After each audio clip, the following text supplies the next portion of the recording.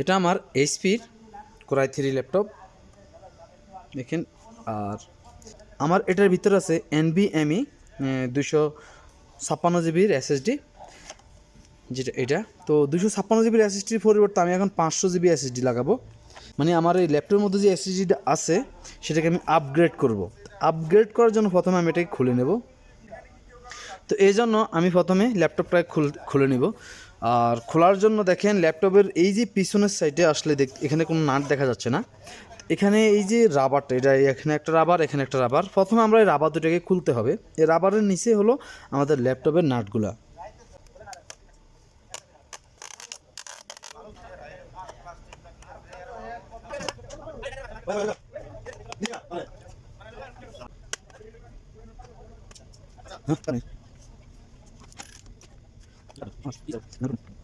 তো এটা হচ্ছে আমার র্যাম আর এটা হচ্ছে আমার SSD।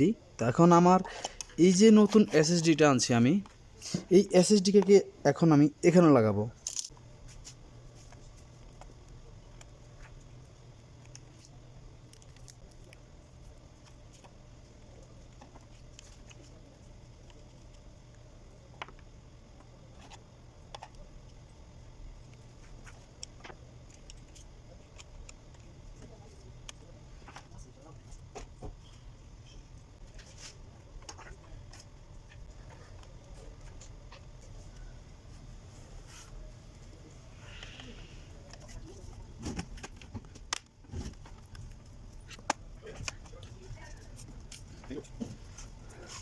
তো আমার এটার SSDটা লাগানো শেষ। এবার আমি এটাকে পাওয়ার দিচ্ছি।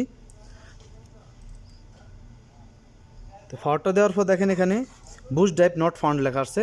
এর মানে হচ্ছে আমার এটা যেহেতু SSDটা সম্পূর্ণ নতুন, সেজন্য এটাকে উইন্ডোজ দিতে হবে। আর উইন্ডোজ দেওয়ার জন্য যেহেতু আমার এটা নোটবুক, এর সাথে নিজস্ব কোনো সিডি ড্রাইভ নাই, সেজন্য আমাকে এক্সট্রা একটা সিডি ড্রাইভ দিয়ে উইন্ডোজ দিতে হবে। আর উইন্ডোজ কীভাবে দিবেন সে নিয়ে একটা ভিডিও দেওয়া আছে, চাইলে সেখান থেকে দেখে নিতে পারেন। আশা করি বুঝতে পারছেন। তারপর যদি কোনো কিছু বুঝতে সমস্যা হয় অবশ্যই কমেন্টে জানাবেন। আজকের জন্য পর্যন্তই। বাই বাই, টাটা, আসসালামু আলাইকুম।